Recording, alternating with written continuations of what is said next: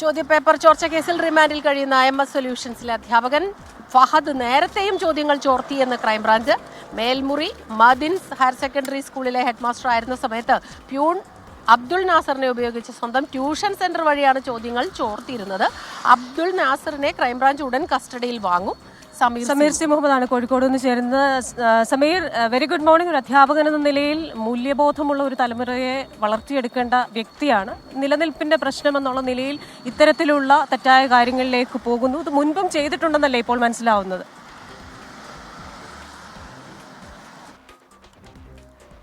Very good morning Christina, Smitha. തീർച്ചയായും വളരെ ഗുരുതരമായിട്ടുള്ള ഒരു ലംഘനം, നിയമലംഘനം തന്നെയാണ് അധ്യാപകത്തിൻ്റെ ഭാഗത്ത് വന്നിട്ടുള്ളത്. ഒരു അധ്യാപകനും ചെയ്യാൻ പാടില്ലാത്ത വിധത്തിലുള്ള പ്രവൃത്തികളാണ് അദ്ദേഹം നടത്തിയിരിക്കുന്നത്. ഇന്നലെയാണ് ഈ കേസുമായി ബന്ധപ്പെട്ട് വളരെ നിർണായകമായിട്ടുള്ള ഒരു പുരോഗതി ഉണ്ടായത്. കേസിൻ്റെ ഉറവിടം അന്വേഷണ സംഘത്തിന് കണ്ടെത്താൻ കഴിഞ്ഞു. അതിൽ പ്രധാനമായിട്ടുള്ളത് ഇന്നലെ മഹദിൻ ഹയർ സെക്കൻഡറി സ്കൂളിലെ പിയൂണായിട്ടുള്ള അബ്ദുൾ നാസറിനെ അറസ്റ്റ് ചെയ്തതോടുകൂടിയാണ് ഈ കേസിൻ്റെ തുമ്പുണ്ടാകുന്നതും പ്രധാനപ്പെട്ട തുമ്പ് പുറത്തു വരുന്നതും. അതിലേറ്റവും പ്രധാനപ്പെട്ട കാര്യമാണ് അബ്ദുൾ നാസറിനെ ചോദ്യം ചെയ്ത വേളയിൽ അവിടുത്തെ ഹെഡ്മാസ്റ്റർ ആയിരുന്ന ഈ കേസിൽ നേരത്തെ അറസ്റ്റിലായ ഫഹദ് മുഖാന്തരം ഇതിന് മുമ്പും ചോർത്തിയിട്ടുണ്ട് എന്നുള്ള കാര്യം കണ്ടെത്തുന്നത്.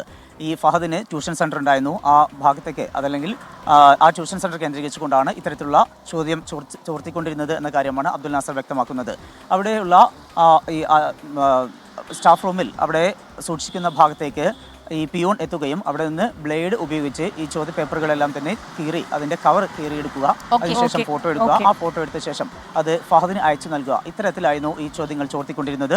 അത്തരം കാര്യങ്ങളാണ് കണ്ടെത്തിയിട്ടുള്ളത്. അപ്പോൾ തന്നെ ഇതുമായി ബന്ധപ്പെട്ട് ഈ പ്രതി ഇപ്പോൾ റിമാൻഡിലാണ്. പ്രതിയെ ഇന്ന് തന്നെ കസ്റ്റഡിയിൽ വാങ്ങാനുള്ള അപേക്ഷ നൽകും എന്ന കാര്യമാണ് അന്വേഷണ സംഘം വ്യക്തമാക്കുന്നത്. 5 ദിവസത്തെ കസ്റ്റഡിയാണ് ആവശ്യപ്പെടുക. അങ്ങനെയെങ്കിൽ തിങ്കളാഴ്ചയോടുകൂടെ ലഭ്യമാകും എന്ന വിവരം കൂടി അന്വേഷണ സംഘം പങ്കുവയ്ക്കുന്നുണ്ട്. മറ്റൊരു പ്രധാനപ്പെട്ട കാര്യം, ഈ കേസിലെ മുഖ്യപ്രതിയായിട്ടുള്ള ഷുഹൈബാണ്. ഈ MS സൊല്യൂഷൻ സമീർ സി മുഹമ്മദാണ് കോഴിക്കോട് നിന്ന് വിശദാംശങ്ങൾ നൽകിയത്.